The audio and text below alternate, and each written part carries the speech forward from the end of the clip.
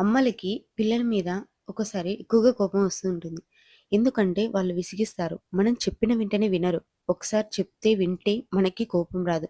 మనం చెప్పిన వెంటనే ఏమన్నా వాళ్ళు పని చేసినారనుకో మనకి కోపం రాదు. కానీ వాళ్ళలా చేయరు.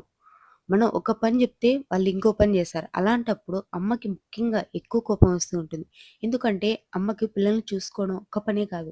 ఇంట్లో వంట చేయాలి. ఇంట్లో పని చూసుకోవాలి. ఇంట్లో ఎవరికి ఏం కావాలన్నా తనే చూసుకోవాలి. పిల్లలకి హోంవర్క్స్ చేపించాలి. ఇలా ప్రతి పని కూడా తన బాధ్యత అయి ఉంటుంది. ఆ సమయం పిల్లలు చెప్పిన మాట వినకుండా విసిగిస్తూ ఉంటారు. అలా విసిగించినప్పుడు ఎక్కువగా కోపం వస్తూ ఉంటుంది.